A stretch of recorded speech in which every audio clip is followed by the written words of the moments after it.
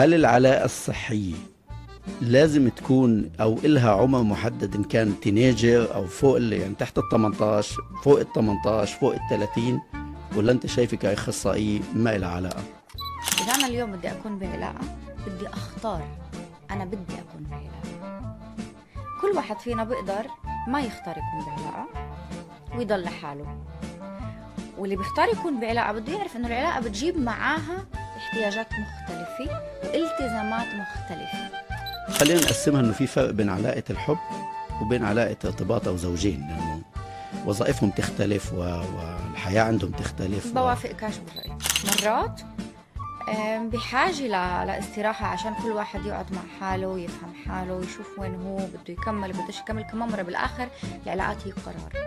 أنا كمان بشوف إنه إحنا اليوم كل إشي متاح لإلنا. تقريبا كأنك بتقولي انه اللي مش واعي كفاية ما يفوت العلاقة. عشان اليوم العلاقة تنجح بين تنين، أول إشي لازم أنا أكون فاهمة حالي إيش بدي، واعية مع نفسي إيش بدي. هل في العلاقات الزوجية ممكن الواحد يساعد على شفاء الآخر؟ أنا مختلفة عنه وهو مختلف عني، في عنا رغبات مختلفة، في عنا عادات مختلفة، في عنا احتياجات مختلفة. هل هذه مدة كافية لمعرفة الواحد والآخر؟ السنة والسنتين هل تقاس بالسنوات أو بالزمن؟ لما أنا بلاقي شريك حياة عم بحتويني، عم بفهمني، وبالتالي أنا كمان بحتويه وعم بفهمه، عم بيكون في هاي المساحة الآمنة بيناتنا، هذا الإشي بيجيب نوع من الأمان والثقة.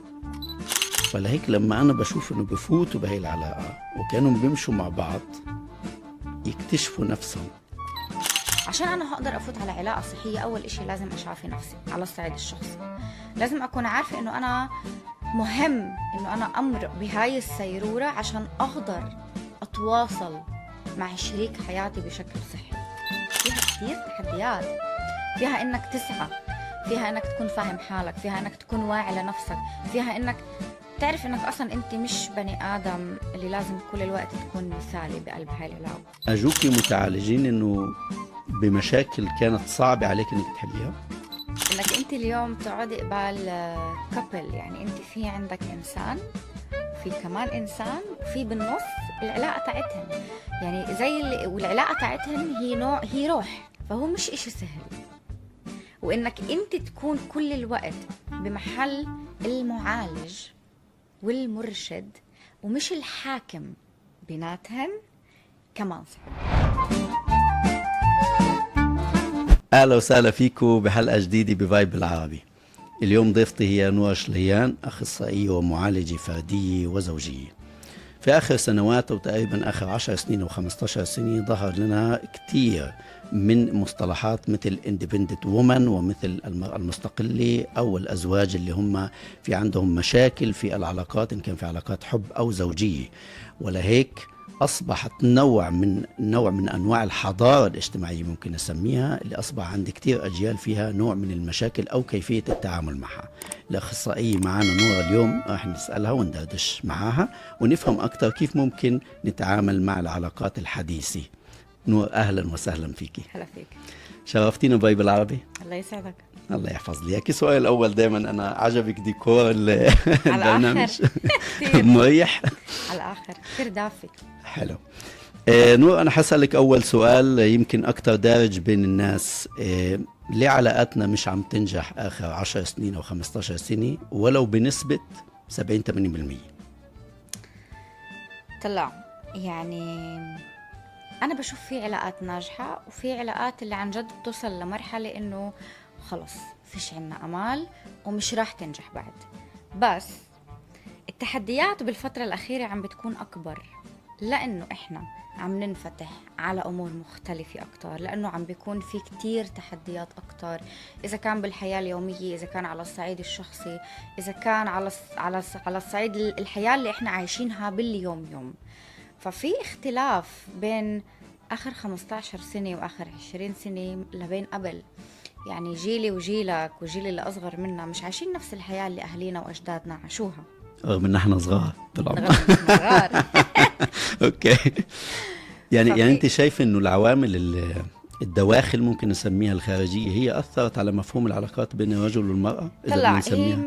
هي بتأثر، هي بتجيب معاها أمور اللي هي عن جد بتأثر على الصعيد الشخصي وكمان على صعيد العلاقات. ولكن أنا كمان بشوف إنه إحنا اليوم كل إشي متاح لإلنا، إحنا موجودين في قبالنا عدة أمور وكل إشي متاح لإلنا، فهذا الإشي بيزيد التحديات، بيزيد كمان. بديش هقول إذا بيزيد ممكن أنا أخده لمحل إيجابي وممكن أنا أخده لمحل سلبي. أوكي، اللي هل أنا راح أستخدم كل هاي الأمور المتاحة لإلي عشان أنا أوعى وأتطور، ولا عشان أخدها لمسار اللي هو ممكن يمنعني من إنه أنا أكون بعلاقة، أو ممكن إنه يمنعني من إنه أنا أتطور مع نفسي، أفهم نفسي، أضلني أرجع على نفس التحديات، نفس المخاوف، نفس الأغلاط. عشان اليوم العلاقة تنجح بين تنين، أول إشي لازم أنا أكون فاهمة حالي إيش بدي، وعي مع نفسي إيش بدي، عم بختار الأمور اللي أنا بدي إياها، وواعي إنه أنا بدي إياها وبدها تساعدني إنه أنا أنجح بهاي. يعني أنت تقريبا كأنك بتقولي يعني على آخر جملة قلتيها إنه اللي مش واعي كفاية ما يفوت العلاقة، فينا نقول هيك؟ طبعا نحن خلينا نقسمها إنه في فرق بين علاقة الحب وبين علاقة ارتباط أو زوجين، لأنه وظائفهم تختلف والحياة عندهم تختلف. بوافقكاش بالرأي أبدا؟ طلع يعني في شراكة بين علاقة الحب اللي هي قبل الزواج وبين العلاقة اللي هي بعد الزواج؟ العلاقة هي علاقة والشراكة هي شراكة. لكن ليش بصير انه قبل الزواج بيكونوا متفقين، مرة تانية بالنسب 70% بيكونوا متفقين، لهيك بيخطوا خطوة الزواج، فجأة بالزواج بيختلفوا حتى من أول سنة، وفي ناس نسبة الطلاق بدأت تزيد. في فرق بين لما أنا اليوم أول إشي في كتير أسباب، فيش سبب واحد صح، في كتير أسباب. بس لما أنا اليوم بفوت على علاقة زوجية، بسكن مع شخص بنفس البيت تحت نفس السقف كل الوقت إحنا مع بعض، في فرق بين التحديات اللي أنا رح أواجهها وبين التحديات اللي أنا بكون عم بواجهها قبل ما إحنا نسكن مع بعض.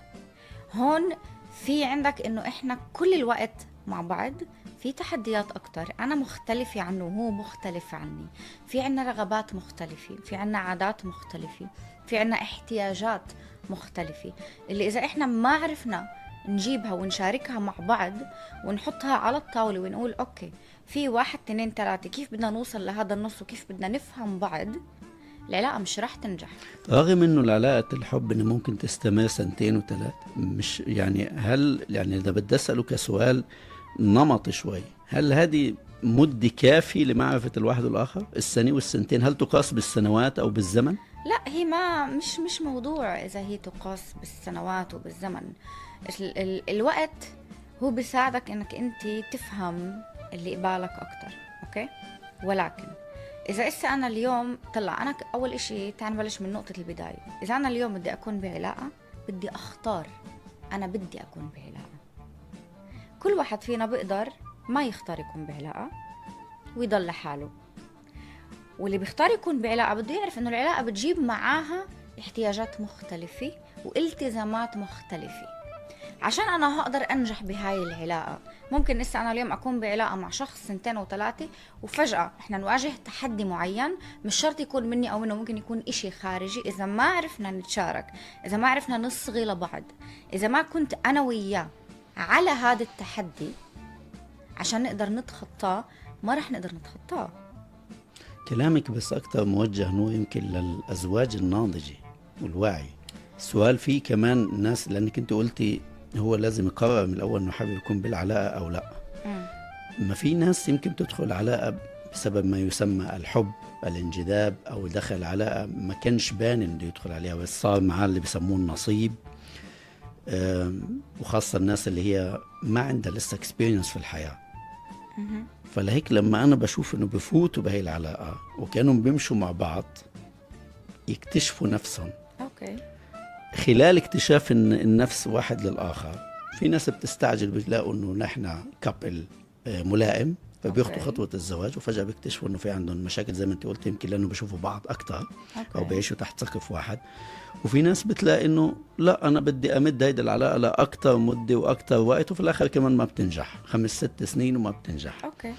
فلهيك سؤالي بعد كل هذه الأشياء أو الخلفيات اللي احنا بنحكيها، هل العلاقة الصحية لازم تكون أو إلها عمر محدد، إن كان تينيجر أو فوق يعني تحت ال 18، فوق ال 18، فوق ال 30، ولا أنت شايفة كأخصائي ما إلها علاقة؟ شوف، هو طبيعي كل ما أنا بمرق بتحديات أكتر، كل ما أنا بفهم حالي أكتر، كل ما أنا بكون عارفة حالي أكتر. تنساش إنه هون إحنا ما بنفع نفصل العلاقات عن المسار الشخصي تبعنا.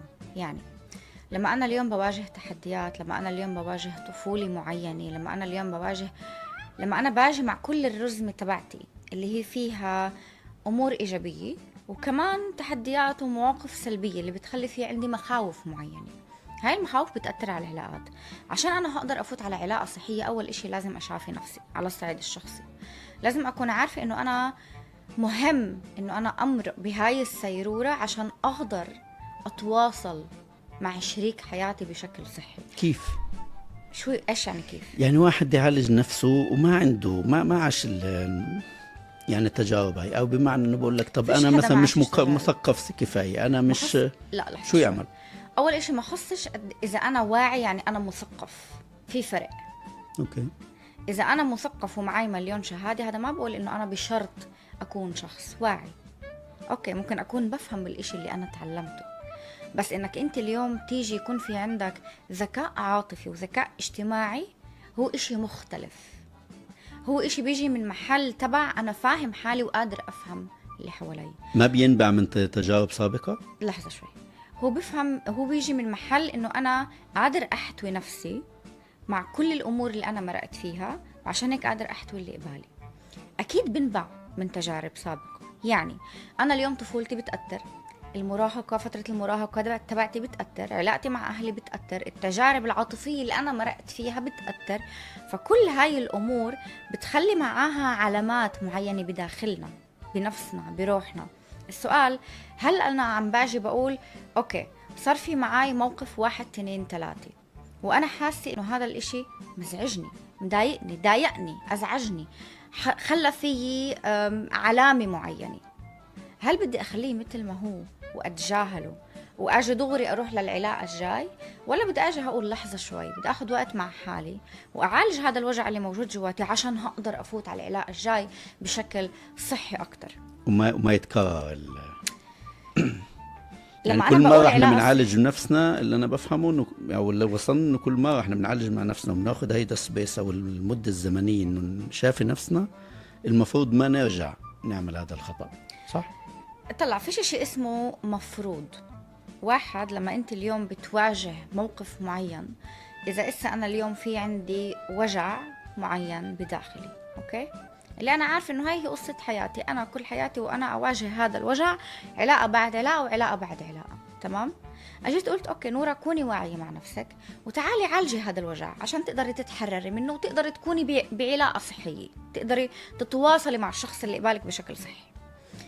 ولكن إذا بيجي بهاي العلاقة كمان تحدي اللي بعيش فيه هذا الوجع كمان مرة، ممكن يكون في عندي ردة فعل أولية اللي هي جاي من محل اللي هو فيه وجع، ولكن الوعي بيقول إنه أوكي بدي أخذ نفس مع حالي، أوقف للحظة وهقول لحظة شوي، أنا عم برجع على نفس التصرف اللي فيه وجع، فبدي أوقف وأخذ مسؤولية على تصرفاتي وأشارك كمان شريك حياتي بالأمور اللي أنا جاي معاها على هاي العلاقة، عشان هو كمان ينتبه للمرة الجاي إذا هذا الإشي عم بعيش فيه وجع معين، نعرف كيف ما نجيبه كتير على هاي العلاقة، وأنا كمان أعرف أكون صريحة وواضحة عشان جوابي وردة فعلي للمرات الجاي يكون متزن. هل برأيك انه في العلاقات اذا سميناها الزوجية، لانه بدنا نفصل بين العلاقات العاطفية والزوجية، وجهة نظري انت قلت انه الاثنين ممكن يشتركوا، أوكي. هل حنسأل عن الزوجية بعدين العاطفية، هل في العلاقات الزوجية ممكن الواحد يساعد على شفاء الآخر؟ يعني الواحد من أطراف الكابل ممكن يساعد على شفاء الآخر؟ إيه طبعا، ولكن لما أنا بلاقي شريك حياة عم بيحتويني، عم بفهمني، وبالتالي أنا كمان بحتويه وعم بفهمه، عم بيكون في هاي المساحة الآمنة بيناتنا، هذا الإشي بيجيب نوع من الأمان والثقة، أوكي؟ لما أنا بحس إنه أنا أصلا موجودة بقلب مساحة آمنة وعلاقة آمنة عم بقدر أجيب نفسي فيها، وكمان شريك حياتي بالمقابل من غير ما نحكم على بعض، وقاعدين أنا وياه كمان مرة أنا وياه على التحدي، فهذا الإشي بيساعد إنه أنا أتشافى أو تأثير الأوجاع تكون أقل علي على القليلة بقلب هاي العلاقة. ولكن إذا في إشي حاد أكتر، وإذا في إشي جدي أكتر اللي أنا مش قادرة أتخطاه بهاي العلاقة، كتير مهم إحنا كزوج وككبل نروح نتوجه لشخص اللي يقدر يرشدنا، لشخص اللي يقدر يتعامل معانا من محل خارجي عشان نقدر نتخطى هاي التحديات اللي موجودة بقلب العلاقة. هل أجوكي متعالجين إنه بمشاكل كانت صعبة عليك إنك تحليها كأخصائية؟ العلاج مش إشي هوين، I know، عشان هيك عم نسأل. وإنك أنت اليوم تقعدي قبال كابل، يعني أنت في عندك إنسان وفي كمان إنسان وفي بالنص العلاقة تاعتهن، يعني زي اللي والعلاقة تاعتهن هي نوع، هي روح، هي مش هيك، يعني مش إنه أنا اليوم باجي بتطلع على الأنثى اللي موجودة قبالي وعلى الرجل اللي موجود قبالي وبنسى العلاقة تاعتهن اللي بالنص. في عندك 3 أمور اللي أنت بدك تعطيهن محل، اللي بدك تسمع لهن، وبدك تعرف كيف توافق بيناتهن عشان توصل لمحل انه هن قادرين يتواصلوا مع بعض بقلب هاي العلاقة. فهو مش اشي سهل، وانك انت تكون كل الوقت بمحل المعالج والمرشد ومش الحاكم بيناتهن كمان صعب. احنا دايما لما منروح على علاج منحاول كل طرف بحاول يثبت مين الصح ومين الغلط، صح. مين اللي معه حق ومين اللي معه أو شي بيرمي حق. الذنب على الطرف الثاني، صح. فهون أنا وظيفتي كمعالجة ما أكونش الحاكمة بالنص، أكون الشخص اللي قاعد عم بسمع، اللي قاعد عم بيحتوي، واللي قاعد عم بلفت النظر، واللي قاعد عم بيعالج لكل واحد من الأطراف. وبالآخر أنا بآمن إنه دايما في أمل بكل علاقة، دايما في أمل. قديش أنت كمعالجة صار معك مواقف إنه فشلتي في إنك تساعدي كابل على إنه يرجعوا لبعض أو إنه يمشوا بمسار صح؟ مش كل كابل بيجوا على العلاج الزوجي هني عشان العلاقة لازم تنجح. في أشخاص اللي هني بيجوا وبوصلوا لمحل تاع إنه خلص مش قادرين نكمل إحنا بهاي العلاقة، أو يمكن صح لإلهن أكتر إنه يصير في انفصال. هذا مش على مسؤولية المعالج. المعالج بيساعدنا كيف نفهم بعض. سوري برضه لأنه خطرت ببالي، ما بتنصحوا مرات بالفكرة التايم اوت؟ يعني خدوا الاستراحة هاي بتاعت سنة سنتين يبعدوا عن بعض أو 6-7 شهور. مرات بلا ما بنفع نحدد وقت. بالآخر هذا الاشي بيرجع للأشخاص اللي موجودين ومتوجهين لك لعلاج. بس مرات بحاجة لاستراحة عشان كل واحد يقعد مع حاله ويفهم حاله ويشوف وين هو بده يكمل بدوش يكمل. كمان مرة بالآخر العلاقات هي قرار. العلاقات احنا بنفكر انه اوكي عشان انا افوت بعلاقة هو حلو، انت بتحب وبتنحب وفي شخص بحياتك وبتعمل كل اشي معاه والحياة حلوة، بس فيها كتير تحديات. فيها انك تسعى، فيها انك تكون فاهم حالك، فيها انك تكون واعي لنفسك، فيها انك تعرف انك اصلا انت مش بني ادم اللي لازم كل الوقت تكون مثالي بقلب هاي العلاقه. واصلا العلاقات ما ينفعش تكون مثاليه، دائما فيها تحديات. السؤال هل عم نقدر نتخطى هاي التحديات مع بعض او لا؟ في شغل بالنص، في انه اوكي انا بدي اخذ قرار. اذا انا بدي اكون بهاي العلاقه بدي اسعى لنجاح هاي العلاقه، كمان انا وكمان الشخص اللي قبالي. حلو. في مجتمعنا بيقبلوا هذا التايم اوت او البريك اصح التعبير؟ احنا مجتمعات شرقيه بيقبل انه مرأة تيجي تقول لرجل اتركني، ما بدي زي ما قلت ما بدنا نحدد، بدي اقول لك اتركني اقعد مع نفسي مع الاولاد، انا حر، روح انت خد معاه في شقه، خد هوتيل، وخلينا نبعد شوي ونرجع كأننا زي ايام الخطوبه او ايام التعارف، ومن بعيد نسال عن بعض، بس انه تركني انت فكر وانا افكر. شوف انا بفهم انه مجتمعنا بيجيب معاه عادات وتقييدات معينه. احنا عندنا عادات صعبه كمان، انا بحس مش كلها ولكن اغلب عاداتنا فيها نوع من التعقيد الصعب. انا كنورة بفضل ما أقيد حالي بولايات هاي شيء.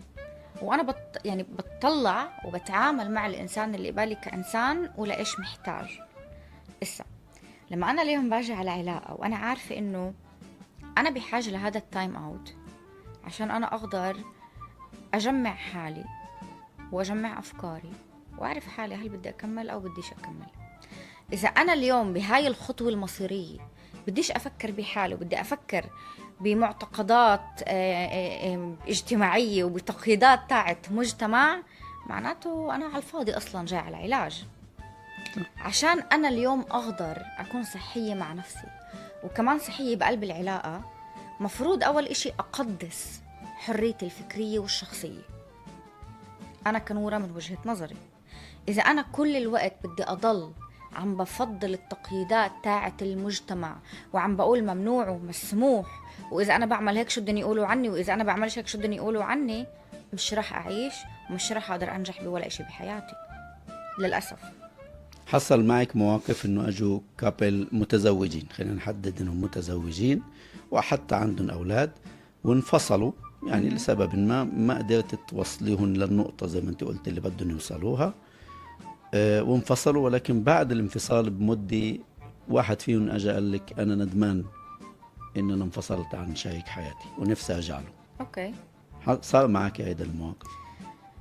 طلع دايما في عنا اول اشي طبيعي يصير هيك، لانه احنا بنكون متعودين على بعض، بنكون في كمان احيانا نوع من التعلق، احيانا في عنا خوف انه نكون لحالنا. في ازواج اصلا بفوتوا على مشروع الزواج لانه عندهم خوف من انهم يكونوا لحالهم. صحيح. أوكي؟ تحديدا النساء بشر اكثر نسبة، يمكن مش عارف اذا ببالغ. في هيك وفي هيك. اوكي. كمان مرة الاشي بتعلق، ما بتطلع أنا اليوم على نساء أو رجال، أنا بتطلع على الإنسان كإنسان، على روح كروح، وإيش مرق خلال حياته. انت كمعالجة ما بتاخدي هاي التميزات انه هي امرأة فامكانياتها شعورها غير؟ لا أنا ما بتطلع هون في إنسان، هون في إنسان، هون في مشاعر، أفكار، قصة حياة، مشاعر، أفكار، قصة حياة. أوكي، كيف نقدر نجيب التنين مع بعض ونقدر نوصل لتواصل معين اللي هو يكون صحي. أوكي، الاشي انه مش انا باجي عند معالج عشان بدي اياه ينجح لي علاقتي. اصلا انك انت تعلق نجاح علاقتك بالمعالج غلط. صحيح. لانه هاي مش وظيفة المعالج. المعالج وظيفته انه يساعدك كيف انت تفهم حالك وتفهم شريك حياتك وتعرف كيف تتواصل انت وياه بشكل صحي، او تبين له نقاط القوة والضعف كمان، يعني بتبينين لهم وين في حدا عنده نقاط قوة فاستخدمها، انت ما عم تستخدمها. اكيد.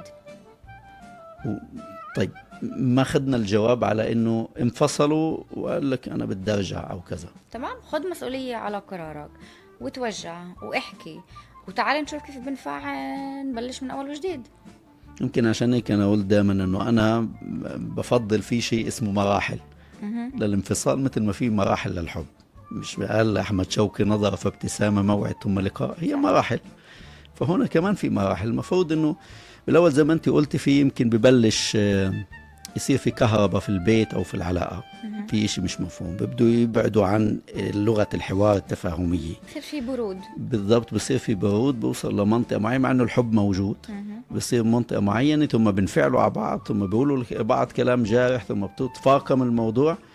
فبعد ما ينفصلوا طلاقا، في ناس طلاق صعب وفي ناس طلاق سهل، كم بعد أشهر بقول لك لا أنا بحب مرتي، أو هي أنا بحب جوزي أنا بدي إياته، أو حبيبي بدي أرجع له.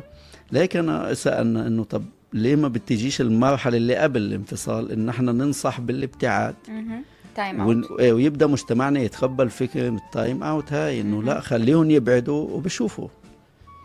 فقديش فينا نروج لهي الشغلة أو بتقبلها مجتمعنا هاي القصة، خاصة عند الأهالي يمكن أكتر من الأزواج. كمان مرة أنا بشوف أصلا موضوع إنه أجي أروج لإشي حرام على وقتي. هاي واحد. ليه؟ إذا أنا اليوم كإنسان حاسس إنه أنا بحاجة لتايم أوت بهاي العلاقة عشان أنا أقدر أشوف لوين بدي أكمل، إذا أنا بمفترق طرق هل بدي أكمل أو هل بدي أنهي هاي العلاقة وكيف بدي أنهي هاي العلاقة، فأنا بدي أقول أوكي أنا بحاجة لهذا التايم أوت. يمكن أنا بحاجة لتايم أوت تبع شهر مش أكتر، مش شرط يكون سنة وسنتين. صح. بحاجة للتايم اوت تبع شهر اللي انا هقدر هقعد مع حالي افهم ايش انا بدي. انا ما باجي بروج لهذا الاشي اصلا، الاشي مفروض يجي من محل اللي جاي من الكابلز اللي قبالي. انا ما بدفش لهذا المحل، انا بحاول اساعد كيف نتواصل مع بعض. بس اذا ما فيش حل تاني مفروض نحترم رغبات بعض ونقول اوكي اذا فيش عنا حل تاني وهذا هو الحل اللي ما قبل الاخير فليش ما ناخدوش. واذا بدناش ناخده بدنا نروح دغري لمحل فيه طلاق، هاي مسؤوليتهن. في قرار وفي نتيجة، هن بيقرروا في نتيجة. مفضل انه احنا نمشي بمراحل، مفضل انه انا اجي اقول اوكي فيش امل من هاي العلاقة، مش عارفين نتواصل مع بعض، وفي هيك كابلز تعال ناخد تايم اوت تبع شهر ونشوف بعدين لوين بدنا نكمل. وعلى فكرة حتى لو اذا بنوصل لمحل فيه طلاق، مش شرط الطلاق يكون فيه مشاكل وفيه خناقات وفيه امور جدا صعبة، مش شرط. في كمان كابلز بيجوا بوصلوا لمحل فيه طلاق عشان اصلا يمرقوا مرحلة الطلاق بشكل ودي. اذا انا اليوم ما قدرت اكمل حياتي معك، هذا ما بقول انك انت عدو. بيقبلوا بمجتمعنا يكونوا اصحاب بعد الطلاق؟ النسبة الاكبر، احنا بنحكي عن في هيك النسب. وفي هيك. قد ايه النسبة الاكثر انه ايه وقد ايه اللي بعرفش، فيش عندي جواب على النسب، بس في هيك من وفي تجاربك هيك. اللي مريتي فيها كاخصائية؟ انا بشوف قليل جدا. كمان مرة الاشي بتعلق قديش انا اليوم واعية للسيرورة اللي انا موجودة فيها، يعني كمان لنفسي، كمان خلص في ناس اللي بالنسبة لإلهن كمان الايجو بيسيطر، كمان الايجو بيلعب. يعني لما انا اليوم بدي اكون بمحل انه اوكي انا مش عم بقدر اخذ مسؤولية على كل السيرورة هاي اللي انا مشيت فيها، اذا كان بشكل فردي ولا اذا كان بشكل زوجي، بدي ضلني احط كل الحق على الشخص اللي قبالي، فمش رح اقدر اوصل لمرحلة انه انا قادرة اتعايش بسلام مع طريقي. قد ايه صح انه احنا نشارك؟ كم مرة بدنا نحدد انه الكابلز هم متزوجين وعندهم اولاد، قد ايه صح انه نشارك الاولاد بفكرة اذا اثنين وصلوا لحالة انفصال او حالة عدم تفاهم وانه بيروحوا او بيجوا لناس متخصصين مثل حضرتك، فقد ايه هذا شيء صحي ولا لازم نجنب الاولاد في هاي المرحلة كلها بانه نشاركهم هيك قصة؟ طلع الاولاد اول اشي بحسهم فيش اشي بتخبى عليهن، هن عايشين. يعني احنا اغلبنا اليوم اهالينا بحبونا كتير واحنا كتير بنحب اهالينا، اوكي، ولكن كمان كان في مشاكل بين اهالينا، والاشي علينا كاطفال اصلا بيأثر. الاطفال مش عميان وبحسوا وبيشوفوا. مفضل احنا كأهل ناخد مسؤولية على القليلة على الأطفال تاعونا، ونقول أوكي أنا مش طفلي مش مجبور يعيش هاي الأجواء وعدم الأمان والحرب اللي موجود بالبيت، فتعال أنا وياك نروح على مساحة تانية اللي نقدر نجيب التخبطات تاعتنا ونقدر نجيب المشاكل تاعتنا عشان نعرف كيف نتخطاها. بحالة ما عرفناش نتخطاها وصلنا لمحل اللي فيه انفصال، مهم نشارك الأولاد قبل الانفصال أما بعد. لما بناخد قرار إنه بدنا ننفصل إحنا بنشارك الأولاد بجلسة عائلية. طبعا مفضل يكون في جلسة عائلية، وحتى بعد الانفصال مفضل إنه الأولاد يكونوا حياديين، مثل ما الماما بتحبك البابا كمان بحبك، انتوا ما خصكوش بالنص. وما واحد يشوه سمعة التاني طبعا لا، ولا بظهرهم. طبعا لأنه لا، في للأسف أزواج بيشوهوا سمعات بعض من وراء ظهر بعض للأسف. ولكن واللي بيعملوا هيك ما بيكونوا واعيين للضرر النفسي اللي قاعدين عم بيعملوه لأطفالهم. طبعا، وهدي عم بيبنوا شخصيات سلبية أو توكسيك للأجيال اللي بعديها. صح. طيب إحنا يعني بشكل عام بما أنك أنت أخصائية معالجة نفسية ومعالجة كمان زوجية وكذا، راح أسأل سؤال معمم أو اجتماعي، هل أو جماعي ممكن أقول عنه، ممكن ما صار معك ممكن صار مع أخصائيين تانيين. هل بتتعرضوا أحيانا أنتوا لعنف لفظي أو جسدي أو شيء من قبل أحد الأطراف، اللي يعني يجي مثلا رجل أو مرة تقول لك أنت بسببك طلقتي رحتي لا لا. مثلا، يعني هيدا الجمل كمان مرة تعرضتي أنت بشكل شخصي؟ لا لا، ولا حتى بحدا رفع لك تليفون قال لك تحكيش مع مرتي أنت عم بتسوق مثلا؟ تنصحيهاش؟ بلناش نصيحتك. لا، ما تعرضت لهاش، لأنه أول إشي المعالج مهم يكون حيادي، هاي أولا. ايه بس هو من الاطراف العصبيه هاي والناس السلبيه ما بيعرفوا الانحياديه، بفكر انه فلان هو السبب، فلان دخل بدماغها. لما أنا باجي بقول فلان السبب، يعني أنا أصلا موجودة بدور الضحية، يعني أنا أصلا مش قادرة أخذ مسؤولية على الشغلات اللي أنا عم بتصرفها، عم بحكيها، عم بعملها، عم بحسها، ورح أضلني علقانة بنفس النقطة اللي مش رح أتطور فيها. ثانيا، هاي الشغلات بتكون واضحة بأول لقاء بالعلاج. بأول لقاء في أمور بتكون واضحة اللي بنحكي فيها، في بين قوسين إعدادات علاجية اللي بتكون موجودة بهذا المحل اللي أنا ملتزمة فيها، والكابلز كمان ملتزم فيها. ان دايما بيجوا عندك كابلز ولا ممكن يجي واحد انفراد؟ لا، ممكن يجي واحد طبعا. من غير ما يعلم الاخر؟ شو يعني من غير ما يعمل؟ يعني قصدي اجتك مثلا مرأة تشكي لاسباب لا، معينة. هذا اسمه انه هي جاي لعلاج نفسي فردي. فادي. لكن اذا هي بدها شيء اللي هو زوجي، انت لازم تقولي، يعني انت بتقولي لها جيبي زوجك او لازم اناقشه؟ لا لا لا، مش هيك. او بتيجي بتقولي انا بدي اجي عشان انا اتشافى واعالج نفسي ويكون في عندي هاي المساحة لنفسي، وبقدر هقول لك انه 90% حتى من اللقاءات الفردية العلاقة الزوجية موجودة فيها، لانه احنا اكتر اشي بيشغلنا علاقاتنا. في فرق بين ما شخص يجي عشان بده يفهم حاله أكتر ويكون أحسن بقلب هاي العلاقة وهو عم بتوجه منه ومن حاله ولحاله. في فرق بين إذا كابل جايين عشان بدن هن التنين يشتغلوا على علاقتهم، هون بده يشتغل على نفسه لوحده، وهون بدهن يشتغلوا مع بعض عشان هاي العلاقة تنجح، عشان نقدر نكون فاهمين على بعض أكتر. ففي الناس اللي بتوجهوا بشكل فردي وفي الناس اللي بتوجهوا بشكل زوجي. طيب هل علاقاتنا احنا البشرية وتحديدا الزوجية، بما انه خصصنا الحلقة للعلاقات الزوجية، دايما بتدوم هيك انه كل كذا سنة لازم نيجي نعمل صيانة عند المتخصصين اللي مثل كل، انا بحسها مثل صيانة، يعني حلو الانسان زي ما كيف بيهتم بسيارته او اي شيء تاني بده صيانة، انه الناس كل 5 سنين كل 10 سنين يروحوا عند اخصائيين ويسمعوا ويرتبوا. يعني هل في هذا الدرج ولا في احنا عمر معين اللي خلص اذا ناف صرنا فاهمين بعض منيح وبنقدر نمشي مع بعض بسلبياتنا بإيجابياتنا وما بنوصل لموضوع لا طلاق ولا انفصال؟ هل في حد معين؟ الاشي بتعلق صراحة بالأشخاص، يعني في حد معين. كمان مرة أنا ما بقيس الاشي بالزمن، يعني الاشي مش من ناحية زمن، الاشي من ناحية قديش أنا اليوم جاهزة كفاية عشان أنا أقدر أحتوي نفسي وأحتوي شريك حياتي، قديش في هاي المساحة الآمنة بيني وبينه، وبنوصل لهاي المرحلة. مش بنوصلش، إحنا مش كل حياتنا بحاجة للثيرابي تبع كابلز، لا، أحيانا إحنا بنتوجه عشان نقدر نوصل لمحل اللي إحنا قادرين نحتوي بعض، نفهم بعض، عشان نكمل حياتنا بشكل سليم. دايما في تحديات. ليش أنا سألتك؟ لأنه مرات بحس إذا بدي أحدد أكتر السؤال إنه أغلب اللي بيجوا يعني أو اللي عندهم مشاكل في العلاقات أو بدناش نسميها مشاكل، ممكن نقول كمان تحديات. تحديات، هن من العشرينات للأربعينات. أوكي. فوق الجيل الأربعين يعني الخمسينات والستينات بتحس المرأة والرجل إنه يعني حتى لو جوزي ما عامل لي مشاكل ما عندي جلاد أروح أنا خلاص تعودت على عادته وتعودت كذا. فقصدي هل بيولفوا على بعض مع عشرة العمر زي المصطلحات اللي بيقولوها اللي أقدم منا في العمر، إنه بتولفوا على بعض، بتصير عشرة، بتصير كذا، رغم كل الكلاكيع اللي موجودة؟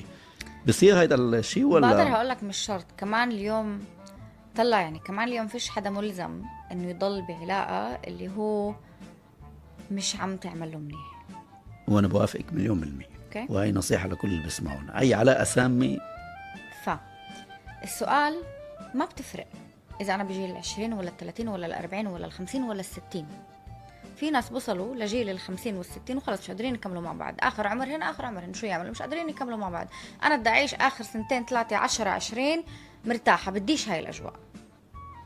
فالسؤال بتعلق، الاشي بتعلق اوكي وين انا وياك ككابل موجودين. هل احنا بالبداية دائما في صعوبات اكتر، لانه احنا بالبداية بدنا نتعلم كيف نفهم بعض اكتر، كيف نعرف كيف نتعامل مع بعض اكتر. فالبدايات هي دائما فيها تحديات اكتر، مع الوقت التحديات بتصير تقل، بنصير نقدر نفهم بعض اكتر. فالسؤال، هل احنا بالبدايات عم نشتغل على هذا الموضوع؟ هل احنا بالبدايات عم نهتم انه احنا نفهم بعض ونحتوي بعض، ولا عم نضل كل حياتنا خلص مكملين هيك، انا هيك موجود وبديش اتغير وانت تقبليني هيك، والطرف الثاني بقول انا هيك وبديش اتغير وانت تقبليني هيك، بالاخر نوصل لمفترق طرق. فيا نشتغل مع بعض على قلب هاي العلاقة ومنكمل حياتنا بشكل لطيف وظريف، حتى لو إذا في تحديات بنعرف كيف نمرقها ونتخطاها، او انه منضل كل واحد عايش بالعالم تبعه، بصير في برود وبصير في تباعد وبصير في مشاكل، وبنوصل لمحل فيه انفصالات، نوصل لمحل انه ما في شيء شغف، حتى الرغبة الجنسية تبعتنا بتروح من قلب هاي العلاقة. فكلياته هو عبارة عن اصلا تراكمات. بصير يشعروا كانهم غريبين عن بعض مجرد اتصال صح. عايشين في هو الاشي تراكمات. هل انا بالبداية ببلش اخذ مسؤولية على نفسي وعلى هاي العلاقة وعم بشتغل عليها عشان تنجح، او بضلني يلا امشي وامشي وتراكمات وتراكمات واكبت واعصب اكتر من جوا واحمل بقلبي اكتر من جوا، وبالاخر بصير في عندك انفجار اللي بصير اللي التأثير تبعه بيكون كتير صعب. طيب برأيك شو السبب الأساسي اللي بوصلنا لهيك مراحل؟ إحنا البشر كأزواج شو السبب أو عدة أسباب يمكن يكونوا؟ صح، هن عدة أسباب، شو بس هن؟ بقدر هقولك إنه الإشي ببلش من الإصغاء والمشاركة. عدم الإصغاء والمشاركة؟ إذا ما في عدم إصغاء وإذا ما في عدم مشاركة مش رح نقدر نفهم بعض، مش رح نقدر نعرف أنا أصلا وين موجودة بقلب هاي العلاقة وقبال شريك حياتي، ونفس الإشي الطرف الثاني. كتير مرات احنا بنقول انا بسمع لك، انا بسمع لك، او انا سامعت لك، او انا فهمتك، بس طرف تاني بيكون حاسس بس انت مش فاهمني. توصل لمحل انه بس انا سامعك وفاهمك، بس لا انت مش فاهمني. لانه في فرق بين انه انا اليوم اجي اقعد قبالك واسمعك، وبين ما انه انا اصغي لإلك صحيح. ولوجعك. كبير كمان. واذا انا ما صغيت، يعني ما كان في عندي هذا الاصغاء، ما رح اقدر عن جد افهم ايش انت عم بتجيب او شو بدك مني بقلب هاي العلاقة. نفس الاشي الطرف الثاني اذا ما بيشارك شو قاعد عم بمرق، اللي قباله مش راح يقدر اصلا يصغي. يعني أول الأسباب عدم التحدث والإصغاء. صحيح. في أسباب تانية؟ اكيد.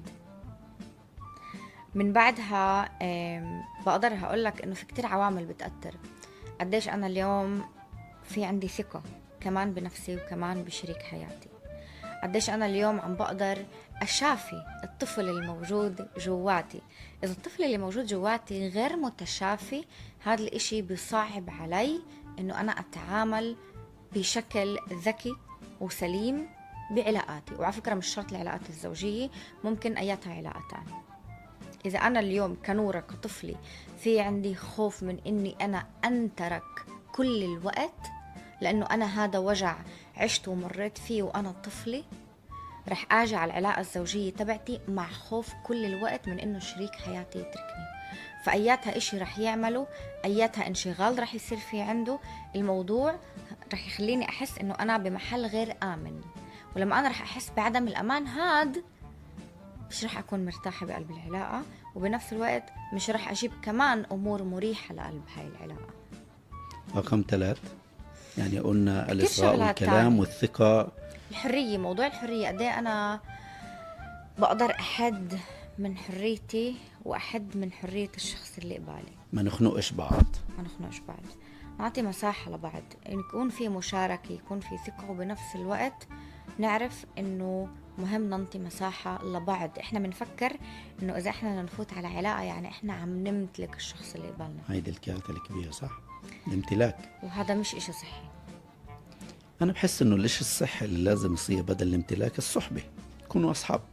صح؟ وجهة نظر، ما بعرف إذا إنه أنا أكون ليه للكابلز، مش كلهم طبعا، بس 70% بنرجع بنقول الأرقام، 70-60% في العالم مش بس في عند الشرقيين بيحبوا يمتلكوا الواحد الآخر. يعني ما فيك تكون صديق أنت وحبيبتك أو أنت والكابل بتاعك. ليه عنا مش دارج هاي الفكرة إنه لا هاي مرتي يعني امتلاكي، ممنوع تحكي مع حدا، ممنوع تجلس مع حدا، ممنوع تشوف حدا، وهي ذات الشيء ممنوع حدا يقرب، ممنوع زميلته فلاني. في شوف، حب الامتلاك. بنفع يكون في حرية بالنص، عشان تكون هاي الحرية لازم يكون في ثقة. صح. مع هيك بنفعش نغض النظر عن انه لما انا اليوم في عندي مشاعر لشخص، في عندي غيري، وهاي الغيرة لازم اعرف كيف اخليها تكون متوازنة عشان ما تتجه لمحل فيه سيطرة وتملك. بنفس الوقت اذا بدنا نيجي نحكي على الذكر والانثى، الذكر اليوم لما يبلش يحس انه هو بده هاي المرة بحياته، اول اشي رح يحس كيف هو بده يحميها من كل العالم، كيف هو بده يمتلكها، مش من محل فيه امتلاك، من محل كيف انا بدي احميها، كيف انا هيك بدي اطويها واحميها. اوكي، واحنا النساء بتحب الى حد ما الاحتواء. الاحتواء. في فرق. حلو. من بعدها اوكي. لما احنا نحس بهذا الامان والاحتواء بصير في مشاعر، واحنا كتير مشاعر. فلما انا ما بعرف اوازن بين مشاعري وبين عقلي، رح اروح لمحل كمان فيه تملك وفيه غيرة زايدة وحتى مرات شك. اوكي، فالاشي هون كمان مش بس بتعلق على الاختلاف بين التنين. اوكي، الاشي كمان على حسب رأيي، وبتخيل انه قصة حياتنا بشكل فردي كمان كتير بتأثر. يعني إذا أنا اليوم عايشة بهذا العالم مش قادرة أثق بولا حدا، رح يكون صعب علي أجيب هاي الثقة بالعلاقة.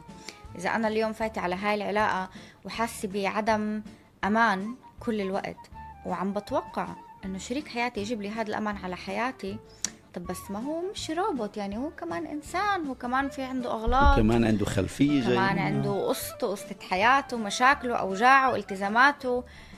فإنه بنفعش أنا كمان أجي أتوقع من الشخص اللي قبالي إنه هو جاي على حياتي عشان خلص حياتي تكون بيرفكت، أو عشان الحلم الزهري تبعنا إنه خلص أوكي أنا هسه بعلاقة وأنا شريك حياتي هو مسؤول عني، هو مسؤول عن سعادتي، هو مسؤول عن الأمان تبعي. لا، أنا مسؤولة عن سعادتي، أنا مسؤولة عن الأمان تبعي، أنا مهم أشافي كل هاي الشغلات بداخلي عشان أقدر أتواصل مع شريك حياتي بشكل صحي. أنا ممكن أقتبس منك التشبيه اللي جبتيه بتاع الغمرة هيدا والحضن. إذا بيكون هيك لطيف، هذا اسمه احتواء لطيف، فالمرأة يمكن تحبه كذلك الرجل. أما كل ما أنت ضغطت عليه، اللي قبالك بصير كأنك بتكسر له ضلوعه يعني، وشوي شوي بتخنقه. يعني أنا بتكلم جبناه كمثال جسدي يعني. حتى أنت هلأ أي حدا بشوفنا يعمل التجربة هاي على حبيبته، على مرته، على بنته، تحضنها بتحب. أما تضلك تشد بالحضن بصير خنقة، وبصير تكسير ضلوع، وبصير اللي بالك متضايق. فهي هو أنا برأي نفس التشبيه هذا بتاع الغير اللي أكتر من اللازم، يعني تحول من احتواء لشيء قاتل جدا، بطل احتواء، صار مثل مشنقة.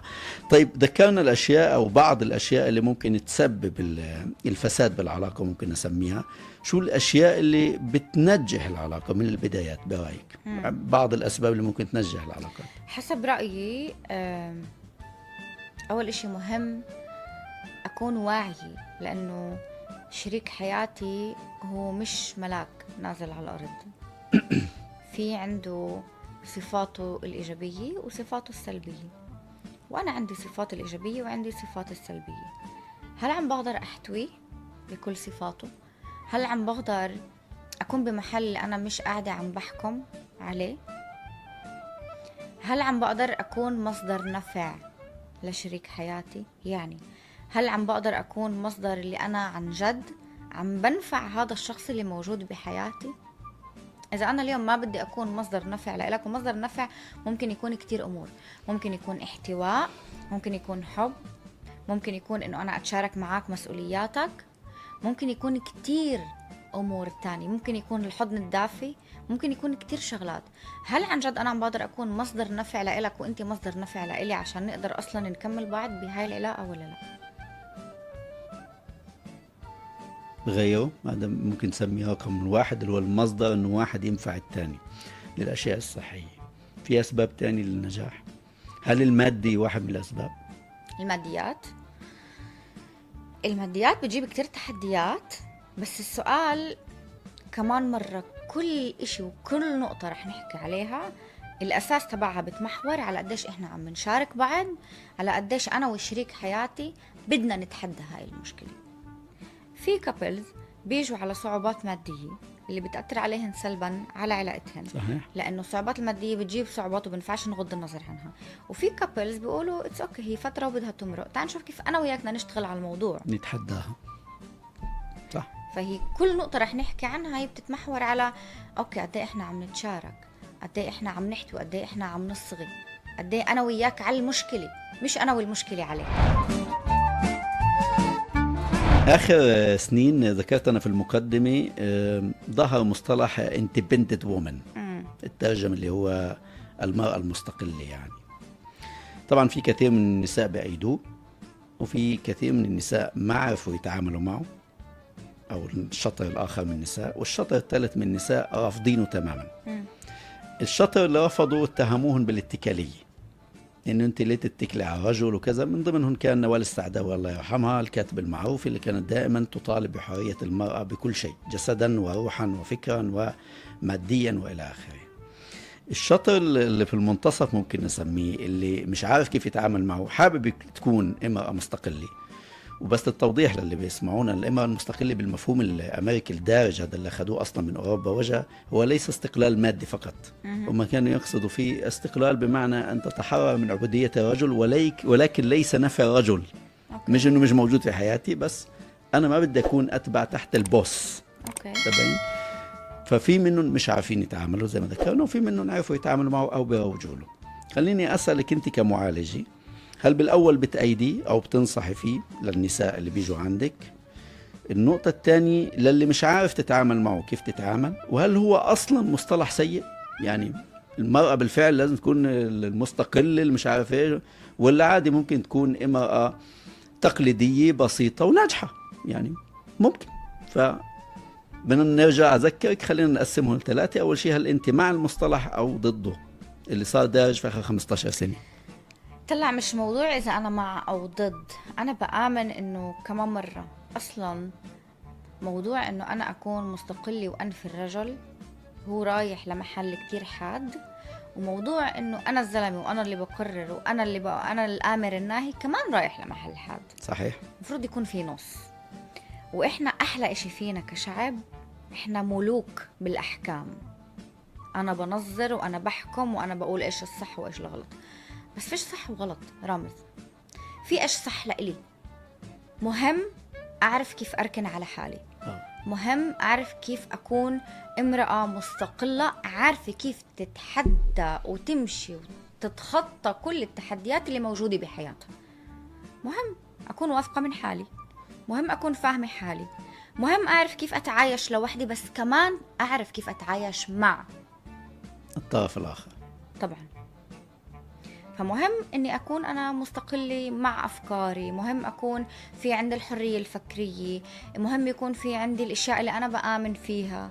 It's okay، مش غلط، لأنه هاي جزء من شخصيتي، لأنه أنا ما بنفع أكون كل الوقت متعلقة بشخص، وما بنفع كمان كل الوقت أكون لحالي.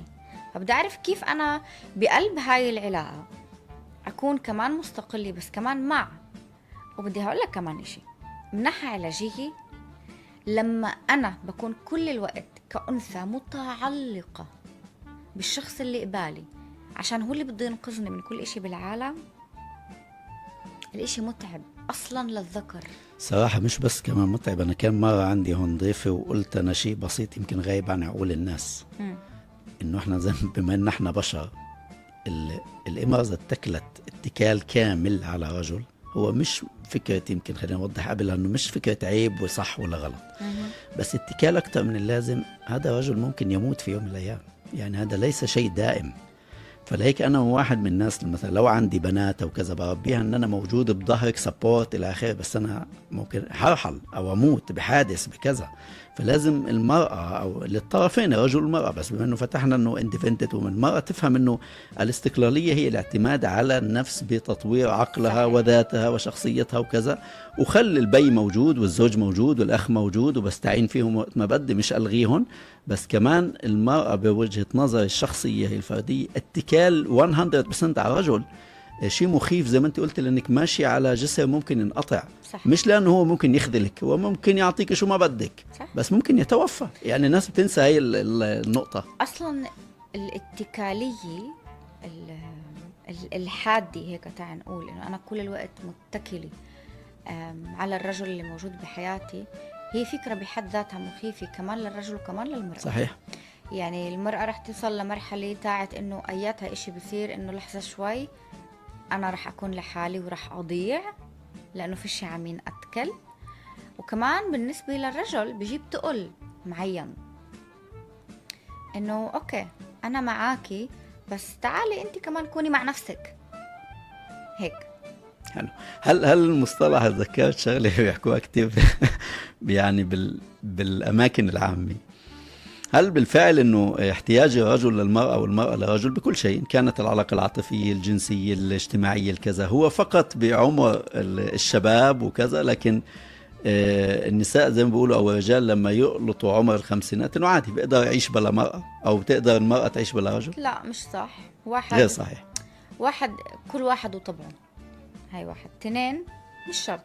لما انت اليوم في علاقة حب، في علاقة احترام، في علاقة تواصل، في مشاركة مع شخص معين كل حياتك، كيف بدك توصل لجيل 50 وال55 اذا انت عايش ومبسوط بده يبطل يهمك؟ بزبطش، مش منطقي هذا الكلام اصلا يعني. حلو. طيب في كمان سؤال،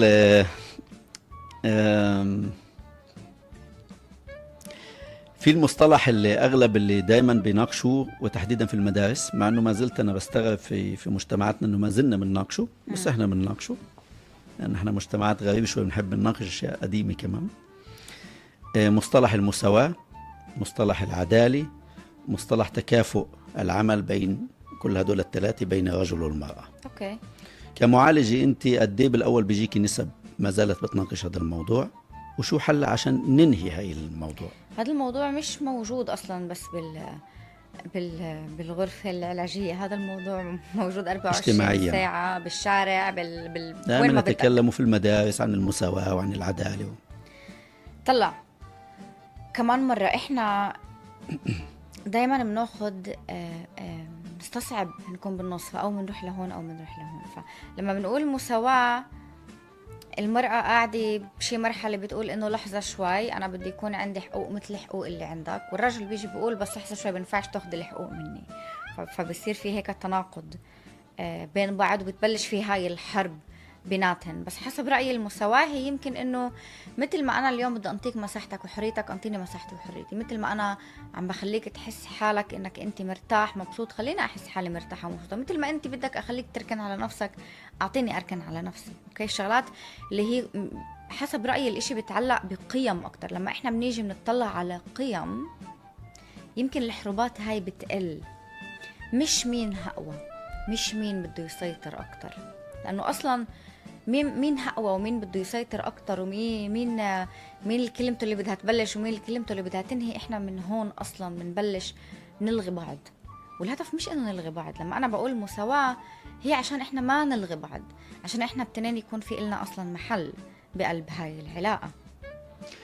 انا ما بعرف، يمكن اصدمك، انا شخص مثلا ما بآمن بالمساواة بين الرجل والمرأة. انا بآمن بفكرة انه بيكملوا واحد التاني، وهيدي مش فلسفة معينة، بس بشوف انه فكريا وجسديا وكذا بيختلفوا عن بعض، او فيهم يعطوا لبعض يعني عشان يكونوا كتلة قوية جدا. أوكي. وانا اصلا يمكن زمان قلت كمان بين اصحابي، بستغرب انه المرأة دائما تطالب المساواة، لان بشوف اصلا مستوى المرأة ارقى بكتير من مستوى الرجل علشان تطلب مساواة مع الرجل. يعني كأنها بتنزل من قيمتها، وهذا ليس مجامل للنساء، انا بتكلم حقيقيا. وراح اثبت هذا الشيء ببعض الاشياء اللي قريتها او اصبحت دارجه معروفه للناس. عند المراه قدره اكبر بالاستيعاب، وقدره اكثر انها تعمل شغله بذات الوقت، وقدره اكثر بالنجاح، ويمكن لانها جاءت من خلفيه انها دائما مظلومه فبدها تنجح اكثر، بالاضافه انها مرتبه اكثر، منظمه اكثر. حتى في المدارس إذا بناخدها كنسب، نسب البنات المتفوقات أكثر بكتير من الأولاد المتفوقين.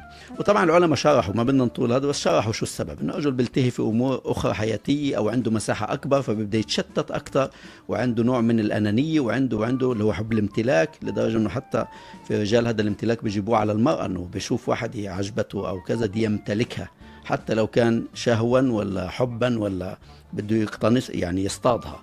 فهذه شيء له علاقة كمان قديمة في ذكورية الرجال. بس اللي أنا بدي أقوله إذا المرأة تساوت بالرجل تصبح كائن همجي أكثر من اللازم. أنا بشوفها أرقى من ناحية المساواة. هاي شوف. نقطة. النقطة الثانية، لا لحظة شوي. بس أقول النقطة الثانية متعلقة على إنه إذا طلبت المرأة المساواة بالكفاءة الكاملة لكل ما هو يحمل كلمة مساواة، معناها المرأة كمان لازم تشارك الرجال تحديدا الشرقيين بشراء البيت ومصاريف اللي مش عارف ايه البيت وكذا، ويبطل يحملوا الرجل انه لا انت الرجال انت لازم تصرف. هذه بتصبح كأنه لا هذه مش مساواة، انت روح اعملها، انا بدي اعمل مساواة شيء ثاني. فانا اقصد من تريد مطالبة المساواة الكفاءة الكاملة فمعناها لازم تعمل الكفاءة كاملة بكل شيء، مش شيء بيعجبني وشيء ما بيعجبني. يعني في بنات بياخذوا موضوع ساذج، بيجي يقول لك انا مش مسموح لي اسهر يعني بعد الساعة 12، الولد مسموح له. يعني هو موضوع ساذج، بس انه ليه معتبر انه هذا هو لازم يكون المساواة او الكفاءة؟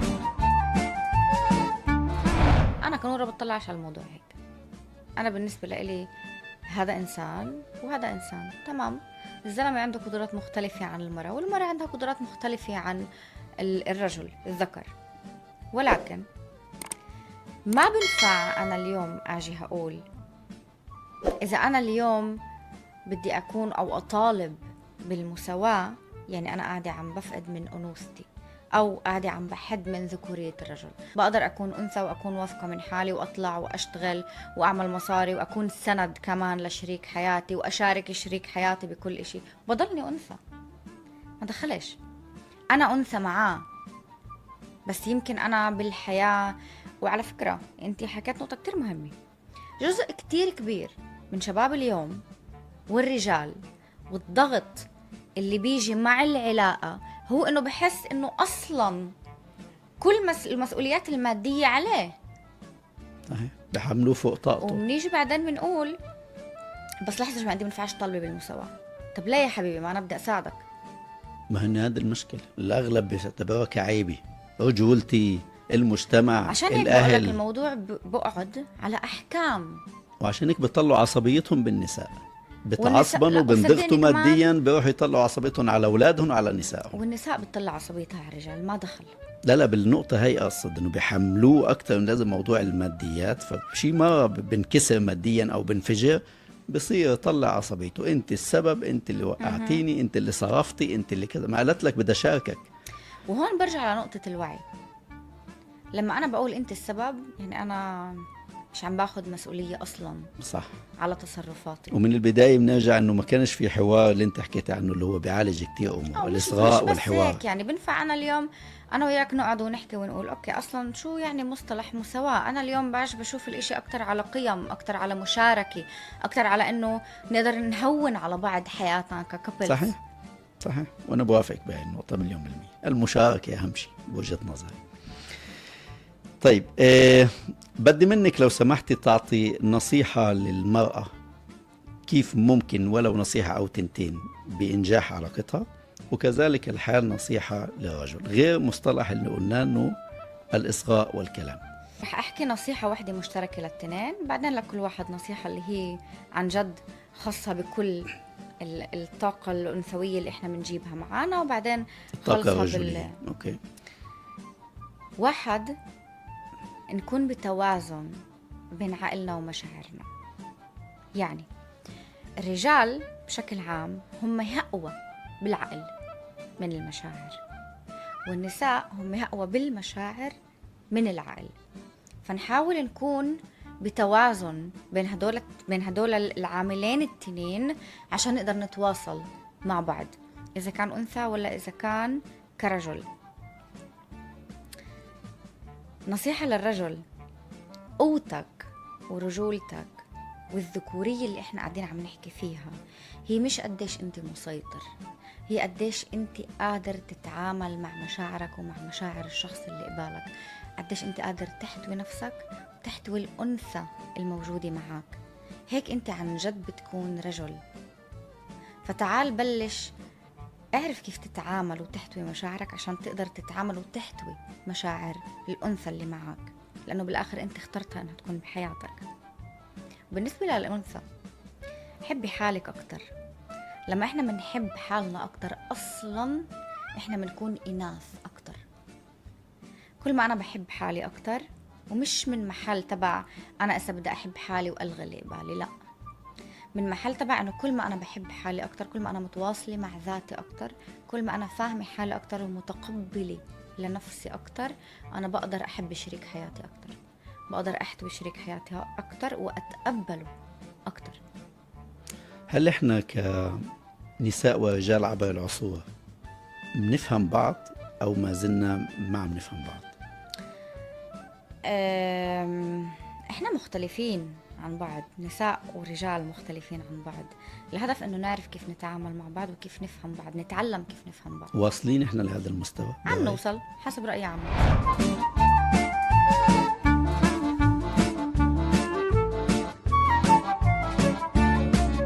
باللحظة اللي أنا بختار أفوت على علاقة، كتير مهم أعرف إنه لازم أسعى لها، كتير مهم أعرف إنه لازم أتشافى وأتخطى وأعالج مخاوفي الشخصية عشان هقدر أجيب حالي قبالي شريك حياتي.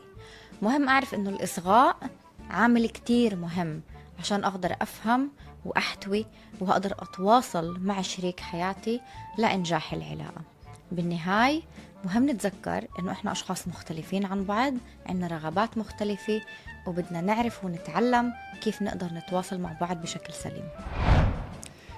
نورا شليان، كتير انبسطت فيك بفايب العربي، شرفتينا، انبسطت فيك واستفدت منك كمان كتير، وإن شاء الله أي حدا بيشوف الحلقة هي عن جد يستفيد لأنك رائعة وبتفكر وبتعملي نوع من النضوج للناس وتوعية. شكرا كتير لحضورك نورا. عفوا. متابعينا، راح نشوفكم بحلقة جديدة بفايب العربي. باي.